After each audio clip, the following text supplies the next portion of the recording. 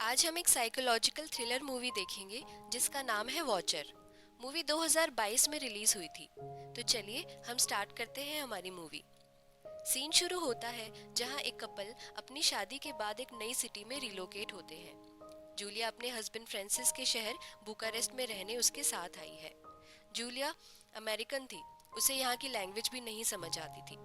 वो दोनों फ्रांसिस को मिले एक बड़ी सी अपार्टमेंट बिल्डिंग में शिफ्ट हुए हैं। उस बिल्डिंग के बाहर वो नोटिस करती है कि सामने वाली बिल्डिंग का एक आदमी उसे देख रहा है, पर वो उसे इग्नोर करके अपने नए घर में शिफ्ट हो जाते हैं। इस नए घर में काफी सारी कांच की खिड़कियां होती हैं। वो सामने वाला आदमी उसे अभी भी वहां से देख रहा था, पर तब भी वो उसे इग्नोर कर देती है। अब अगली सुबह होती है और फ्रांसिस काम पर निकल जाता है। जूलिया भी अपना मन बहलाने के लिए बाहर घूमने निकल जाती है।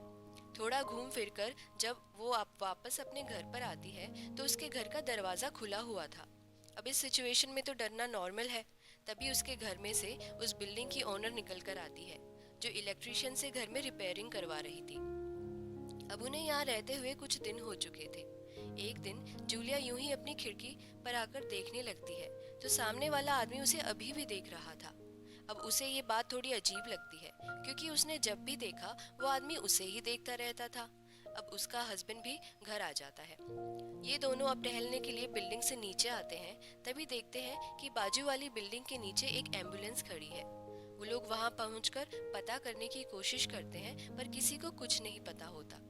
अब वो दोनों घर आकर न्यूज़ देखते हैं तो न्यूज़ में दिखाया जाता है कि उनके पास वाली बिल्डिंग में एक खतरनाक किलर ने एक लड़की को बड़ी ही बेरहमी से मार दिया होता है। ये न्यूज़ देखकर जूलिया सहम जाती है और वो अब अपने हस्बैंड को ये बात बताती है कि सामने की बिल्डिंग से एक आदमी उसे लगातार देखता रहता है। पर जब उसका हस्बैंड वहाँ देखता है तो वहाँ उसे कोई भी नहीं मिलता। तो वो उससे कहता है कि ये शायद उसके मन का वहम है और उसे रिलैक्स हो जाना चाहिए। इसके बाद फ्रांसिस के ऑफिस के लोग इनके यहाँ डिनर पर आते हैं और वो भी इसी इंसिडेंट के बारे में बातें करते रहते हैं। उनकी बातें सुनकर जूलिया और भी डर गई थी, क्योंकि उस आदमी ने एक से ज्यादा मर्डर किए थे और वो सभी उसके घर के आसपास ही थे। अब नेक्स्ट डे उसे एक लड़की एरिना मिलती है, जो उसकी पड़ोसन होती है, और वो उसको कहती है कि अगर कभी भी उसे किसी भी चीज़ की ज़रूरत हो तो वो उसके घर आ सकती है। अब अगले दिन जूलिया फिर से बाहर जाती है तो उसे ऐसा लगता है कि कोई उसका पीछा कर रहा है, पर पीछे मुड़ने पर वो देखती है कि ये सिर्फ उसका वहम था। अब वो एक मूवी थिएटर में मूवी देखने जाती है। अब उसके पीछे एक आदमी आकर बैठ जाता है और वो उससे डरने लगती है। थोड़ी देर में वो वहां से भी बाहर आ जाती है। अब वो एक सुपरमार्केट में जाती है तो उसे लगता है कि थिएटर वाला आदमी उसे यहाँ भी फॉलो कर रहा है। अब वो खुद को छुपाकर उसे देखती है तो वो आदमी भी जूलिया को ढूंढ रहा होता है। अब वो पीछे के दरवाजे से वहां से निकल जाती है और अपने घर लौट आती है। अब रात में उसके पति के आने के बाद वो उसे दिन का पूरा वाक्य बताती है तो उसका हस्बैंड उसे वापस उस सुपरमार्केट में लेकर जाता है। वो दोनों वहाँ की सीसीटीवी फुटेज चेक करते हैं, पर उसमें वो आदमी तो दिखता है, पर ये समझ नहीं आता कि वो जूलिया का पीछा कर रहा है या नहीं।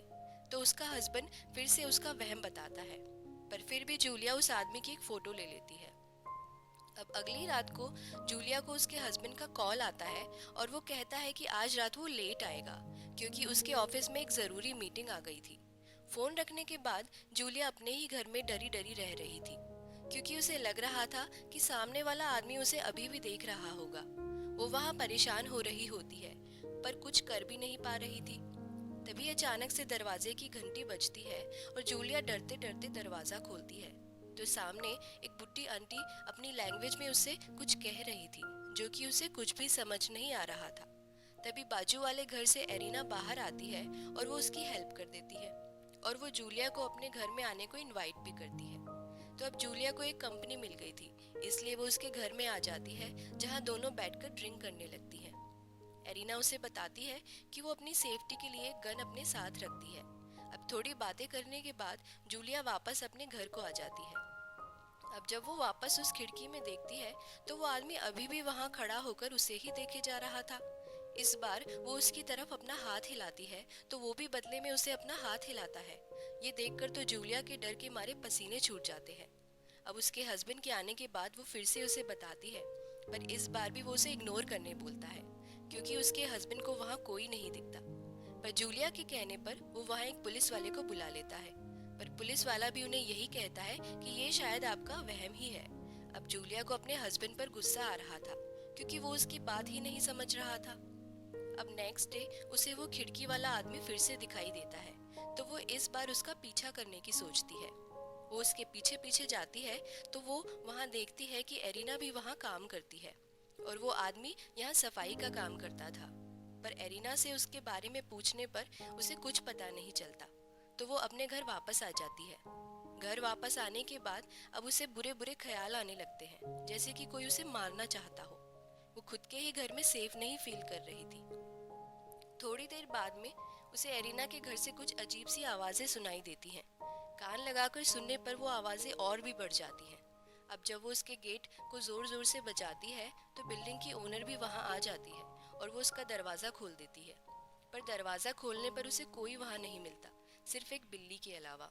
वो कहती है कि तुमने बिल्ली का ही शोर सुना होगा। अब फ्रांसिस के आने के बाद वो ओनर उसे कहती है कि तुम्हारी वाइफ अजीब सी हरकतें करती है और तुम्हें उसका ध्यान रखना चाहिए। अब उसका हस्बैंड उससे बात करता है तो फिर से यही कहता है कि वो अब ये सब करना बंद करे। अब अगली सुबह हो जाती है, पर एरिना रात से अभी तक अपने घर नहीं आई होती है। वो उसके घर के बाहर आकर देखती है तो एरिना का एक दोस्त वहाँ खड़ा था। वो कहता है कि वो एरिना से मिलने आया है, पर वो उसका फ़ोन भी पिक नहीं कर रही है। अब उससे एरिना का नंबर लेकर जूलिया भी उसे फ़ोन लगाती है तो देखती है कि उसका फ़ोन तो उसके घर के अंदर ही बज रहा है। अब जैसे ही उसका फ्रेंड वहाँ से जाने लगता है तो वो उसे रोक लेती है और कहती है कि उसे उसकी हेल्प चाहिए। अब वो उस आदमी के बारे में उसे थोड़ा बताती है और उसके साथ उस आदमी के घर पहुँच जाती है। उसका फ्रेंड उस दरवाजे को बजाता है, पर वहाँ से कोई भी बाहर नहीं निकलता, तो उसका फ्रेंड वहाँ से चला जाता है। इस बार जूलिया दरवाज़ा बजाती है तो एक बुढ़ा आदमी वहाँ से बाहर निकलता है। वो सामने वाला आदमी नहीं था जो उसका पीछा किया करता था, तो वो अपने घर वापस आ जाती है। अब जो आदमी उसे खिड़की से देखा करता था वो पुलिस को लेकर जूलिया के घर पर पहुंच जाता है और कहता है कि ये लड़की मेरे घर पर आकर मेरे डैड को परेशान करती है। अब पुलिस वाला उन दोनों से कहता है कि ये आप दोनों की शायद गलत फहमी है और आप इसे आपस में बात करके सॉर्ट कर लो। अब वो आदमी उससे हाथ मिलाता है तो जूलिया भी डरते डरते उससे हाथ मिला लेती है, पर इसके बाद भी उसका डर खत्म नहीं हुआ था। अब अगले दिन जूलिया का हस्बैंड उसे एक तस्वीर दिखाता है और कहता है कि पुलिस ने उन लड़कियों के मर्डरर को पकड़ लिया है, इसलिए तुम्हें अब डरने की कोई ज़रूरत नहीं है। पर जूलिया को अभी भी कुछ ठीक नहीं लग रहा था। अब नेक्स्ट डे फ्रांसिस जूलिया को अपनी ऑफिस पार्टी में लेकर जाता है। वहाँ पर सभी उस मर्डरर के बारे में बातें करते हैं, तो फ्रांसिस उन सबको जूलिया के डर के बारे में बताता है और कहता है कि उसकी वाइफ भी एक ऐसे आदमी से डरती है जो शायद एग्जिस्ट ही नहीं करता, और वो उसका मजाक उड़ाने लगता है। इस बार जूलिया को उस पर गुस्सा आ जाता है और उनकी वहाँ पर लड़ाई हो जाती है। अब जूलिया घर आकर फटाफट अपना बैग पैक करने लगती है क्योंकि उसने डिसाइड कर लिया था कि वो अब अपने वापस शहर लौट जाएगी। पर तभी उसे एरिना के घर से फिर से आवाज़ें आने लगती हैं, तो वो वहाँ जाकर चेक करती है। पर दरवाज़ा खोलते ही वो देखती है कि वहाँ चेयर पर एरिना की सर कटी हुई बॉडी रखी थी। वो यहाँ कुछ समझ पाती इतने में ही कोई पीछे से आकर उसका सर कवर कर देता है और उसे मारने की कोशिश करता है, और ये कोई और नहीं बल्कि वही खिड़की वाला आदमी होता है। उसी ने एरिना को मार दिया होता है और अब वो जूलिया के साथ भी यही करने वाला था। जूलिया तब तक बेहोश हो चुकी होती है। होश आने पर वो आदमी उससे कहता है कि जब तुम पिछली बार एरिना के घर आई थी तभी मैंने उसे मार दिया था और उसकी बॉडी को और खुद को छुपा दिया था, और अब यही तुम्हारे साथ करूँगा। और वो उसके गले पर चाकू से मार देता है। तभी जूलिया को उसके हस्बैंड की आवाज़ आती है। इधर फ्रांसिस को जूलिया घर पर दिखाई नहीं देती। अब वो जब उसको फ़ोन लगाता है तो उसके फ़ोन की आवाज़ एरिना के घर से आती है। वो बाहर आकर देखता है तो एरिना के घर से वो आदमी भी बाहर निकल रहा होता है। तभी फ्रांसिस उसे देखता है और सोचता है कि कहीं इसने एरिना के साथ कुछ गलत तो नहीं कर दिया। अभी तक उसे जूलिया के बारे में पता ही नहीं था। अब जैसे ही वो आदमी वहाँ से जाने लगता है तभी उसके पीछे से कोई गोली चलाता है जो सीधे उस आदमी को लगती है और वो वहीं पर मर जाता है। सामने हमें जूलिया खड़ी दिखाई देती है जिसने ही एरिना की गन से उसे मार दिया था।